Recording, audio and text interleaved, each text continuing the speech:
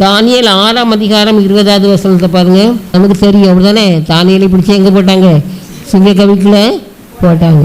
அங்கே அப்படி போடும் பொழுது ராஜா என்ன செய்யலையா? எதனால் போட்டாங்க? ராஜாவை தவிர வேறு யாரையும் வணங்கக்கூடாதுங்கிற ஒரு இது என்ன செய்தாங்க? போட்டாங்க. பாருங்கள், அவங்களுக்கு அந்த காலங்களெல்லாம், ராஜாக்கள் காலங்களெல்லாம் அவங்க என்ன வச்சாங்களோ அதுதான் சட்டம். அவங்க என்ன சொன்னாலும் அதை செய்திடணும். அப்படி கிடையாது, இப்படி கிடையாது, அது சரி கிடையாது, இப்படி சரி கிடையாது, அது மூடத்தனம், அப்படிலாம் பேசவே முடியாது. ஆனால் தைரியமாக யார் ஏற்றுனா? தானியேல் ஏற்றுனா. அது நிமித்தமாக அவன் எங்கே போடப்பட்டான்? சிங்கக்கபியில் போடப்பட்டான். போன சமயத்தில் என்ன செய்கிறாங்க? ராஜாவுக்கு தரிய ராஜாவுக்கு தானியேல் மேலே நல்ல எண்ணம். அவன் ஒரு நல்ல மனுஷன் அப்படிங்கிறது நல்லாவே தெரியும். அப்படி இருக்கும் பொழுது இந்த ராஜா என்ன நினைக்கிறாருன்னு சொன்னாச்சுன்னா, இவன் எப்படியாவது தப்பிக்கப்பட வேண்டும் அப்படின்னு சொல்லி யோசிக்கிறான். யோசிக்கும்போது ராத்திரி முழுசும் அவன் என்ன செய்யலை? தூங்கவே இல்லை. தானே ராஜாக்கள் பலவிதமான கீத வாக்கியங்கள், சத்தம், நடனங்கள் எல்லாம் பார்த்துக்கிட்டு இருப்பாங்க. அதெல்லாம் ஒன்றுமே எனக்கு எல்லாமே வரவிடாமல் என்ன செய்யட்டான்? தடுத்துட்டான். எப்படா விடியன்னு பார்த்து தானியேலை பார்க்குறதுக்கு என்ன செய்கிறான்?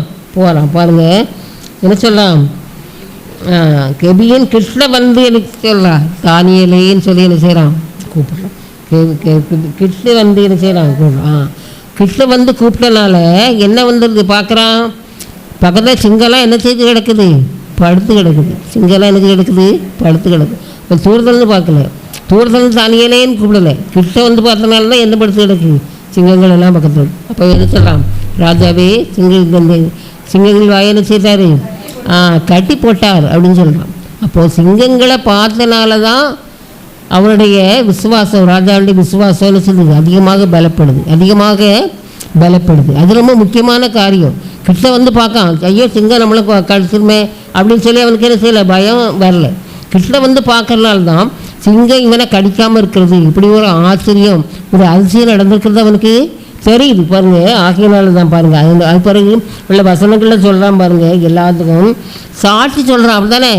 தானியேலின் தெய்வம் தான் உண்மையான தெய்வம். பாருங்கள் 26ஆம் வசனத்தை வாசிங்க. எழுதிட்டான் தானே? சொல்லலை, சொன்னான், எழுதிட்டான். இனி என்ன செய்யக்கூடாது?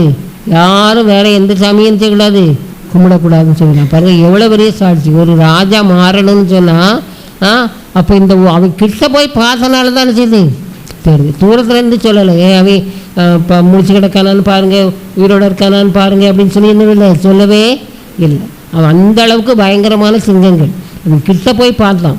அவனுடைய விசுவாசம் வர்த்திக்கும்படியாக ஆண்டவர் செய்கிறாரு.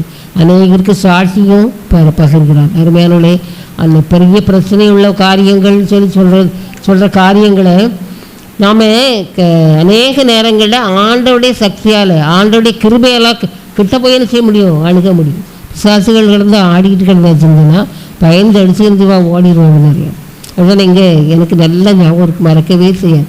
நம்ம ஊரில் தான் ஒரு சடங்கு வீடு. இந்த பிள்ளைகள் இவங்கெல்லாம் சின்னதாக இருந்தாங்க, கூப்பிட்டுருந்தாங்கன்னு போன இடத்துல சடங்கு வீடு போன இடத்துல ஒரு பிள்ளை பொத்தடின்னு கீழே விழுந்துட்டான். அப்போல்லாம் அந்த டைமில் ராத்திரி தானே குளிச்சு கொண்டுலாம் வைப்பாங்க. அங்கே குளிப்பாட்டிக்கிட்டு இருக்கா வந்த பிள்ளையே இந்த பிள்ளை இது பொறுத்துன்னு விழுந்துட்டு. இருந்தாலும் எல்லோரும் அலறி அடித்து ஓடிட்டாங்க கிடந்து. உடனே அதுக்கு பிறகு எல்லோரும் ஓடுறவளுக்கு என்னன்னு சொல்லி பின்னாலேருந்து பார்த்தா பொத்தடின்னு விழுந்திருக்க. பேயாக இருக்கும், யாரும் கிட்ட போகாதுங்க அப்படின்ட்டாங்க. நான் கிட்ட போய் இப்படி தலையை பிடிச்சி எலும்பு அப்படின்னு எழும்பிட்டு பிறகு உட்காந்து எல்லோரும் ஓடிட்டா இவ்வளோன்னு அவளே கேட்க கீழே விழுந்தவா எதுக்குன்னு சொல்லாது. ஒன்றும் இல்லைன்னா இதில் சகதி கிடந்திருக்கு, வலிக்கு விழுந்துருச்சார் அப்படின்னு சொல்லி இந்த பிள்ளைங்க சொல்லிச்சு. பாருங்கள் நம்ம ஆட்கள் எவ்வளோ தைரியம்னு. ஆகையினால பாருங்கள், இப்படிப்பட்ட காரியங்கள் வரும்போது சவாலாக இருக்கிற காரியங்களுக்கு நாம் என்ன செய்யணும்? ஏற்று நிற்கணும். ஆண்டோடைய துணையோடு என்ன செய்யணும்? இருக்கணும். கிறிஸ்தவங்களுக்கு நமக்கு இல்லை. எதுக்கு இன்னைக்கு கிறிஸ்தவம் வளர மாட்டேங்குது? அப்படி தானே? பேய் பிடிச்சாச்சுன்னா பேயாடுறதுக்கு, பேயாட்ட ஓட்டுறதுக்கு அங்கே போங்க. ஏன் நம்மளால் ஓட்ட முடியல? நமக்கு விசுவாசம் இல்லை. அப்படி தானே ஆண்டவர் சொன்னார்ல? அப்படி தானே? என்ன சந்ததியே? விசுவாசம் இல்லாத சந்ததியே. அப்படி தானே? நம்ம அப்படி தான் இருக்கோம். பைபிள் வசனங்கள்லாம் தருது, ஆனால் நமக்கு பயன்படுத்த தெரியல. சரி, ராஜா மாதிரி நீ சிங்கங்களை பார்த்தா தான் நமக்கு வருமானமோ தெரியல. சரி, ஆகையினால நம்ம எல்லா காரியங்களையும் ஆண்டவர்களாக நம்மளாம் ஆண்டவருக்கு அது ஒரு வசனம் இல்லை, தேவன் நமக்கு பயமுள்ள ஆவியை கொடாமல் பலமும் ஆவியை கொடுத்துருக்கார்.